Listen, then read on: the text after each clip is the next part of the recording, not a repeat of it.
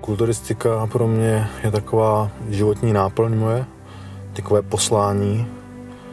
Určitě to vlastně to, pro co žiju, co chci dokázat a jakým směrem mám jít.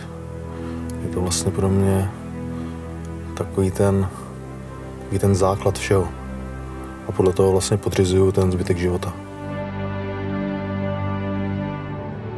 Pro mě ten smysl je postupně se rozvíjet a zlepšovat a eliminovat vlastně ty slabiny. Má to spojitost vlastně i s nějakou edukací, prostě sebezlepšováním, sebepoznáváním, posunování vlastních hranic, překonávání těch limitů. Já si myslím, že to je nejenom v kulturistice, ale že v každém sportě každý, nebo aspoň ti, kdo chtějí být nejlepší, víceméně se zlepšují jako lidi, protože když chceš být nejlepší, musíš tomu něco obětovat, víš, že vlastně každý úspěch stojí nějaké úsilí a musíš proto udělat maximum. A podle mě to platí to samé i v podnikání, obecně v životě. Když chceš být nejlepší, tak je to vždycky v něčem tu osobnost vylepší. Kulturistika mi dala smysl života. Dala mi takový ten chtíč být lepší, toužit po tom výsledku.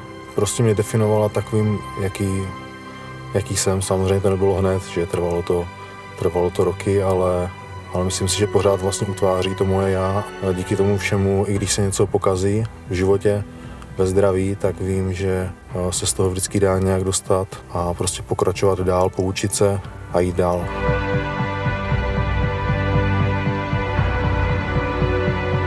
Kulturistika mi nic nevzala. Kulturistika vlastně, já jsem jenom obětoval to, co já jsem chtěl.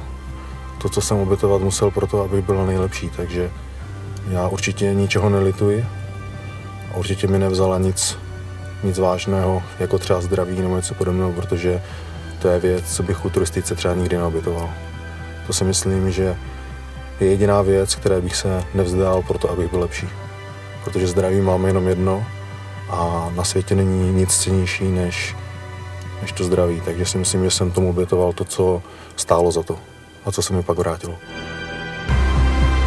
Nejvíc na kulturistice asi bolí to, že tím omezují lidi, které mám nejvíc rád. Vlastně třeba rodinu je někdy prostě pro mě těžké sledovat, že se jim nemůžu věnovat především v těch posledních měsících tak, jak by si zasloužili. Na druhou stranu jsou s tím, byli o tom informováni, ví, že je to pro mě důležité, ví, že mě to živí, takže asi tady tohle je to, co na tom nejvíc bolí. Ta bolest při tréninku, ta dieta, všechno tohle, to jsou věci, které k tomu patří, takže to neberu jako součást, ale pro mě je nejhorší tady to, že bohužel trpí ti lidi, co by trpět s normálním člověkem nemuseli.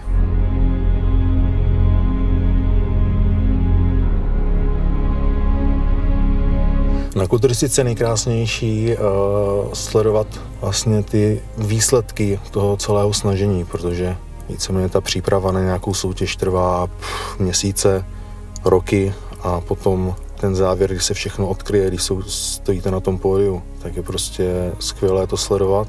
A samozřejmě ne vždy to dopadne tak, jak by člověk chtěl a právě tam vidí ty své nedostatky a ví, že příště se na to musí zaměřit a přijít o to lepší. A mně se líbí právě to posouvání těch hranic, že jeden rok jsem byl výborný a příští rok musím být ještě lepší a příští rok to ještě víc překonat. Takže to posouvání těch hranic je na tom úžasné.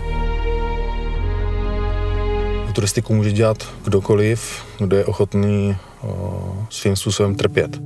Takže si myslím, že kulturistiku opravdu může dělat jenom někdo, kdo je dost šílený na to, aby chtěl vypadat jako monstrum.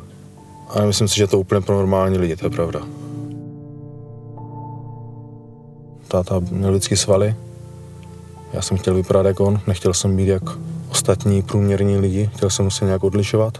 Podobně jako Arnold Schwarzenegger ve svých filmech prostě vypadá úplně jinak než všichni ostatní. Prostě je to nějaký extrémní člověk, tak já jsem chtěl vyčnívat z toho stáda, nejenom chováním, ale tím, jak vypadám a chtěl jsem být taky osobnost tak jako on. A myslím si, že to jde jako ruku v ruce. Nechtěl jsem nikdy být velký svalnatý neandrtálec, ale chtěl jsem být člověk, ke kterému lidi budou vzlížet a budou respektovat nejenom pro to, jak vypadá, ale i pro to, co dokázal a co má v hlavě.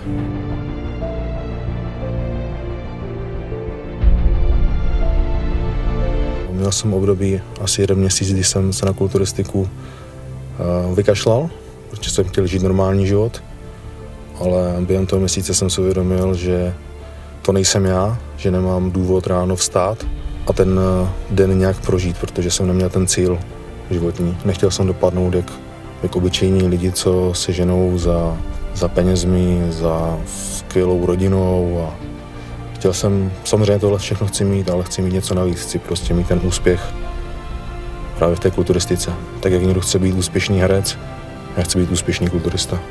Chci patřit mezi to úzké procento lidí, co něco dokázali. Chci být výjimečný.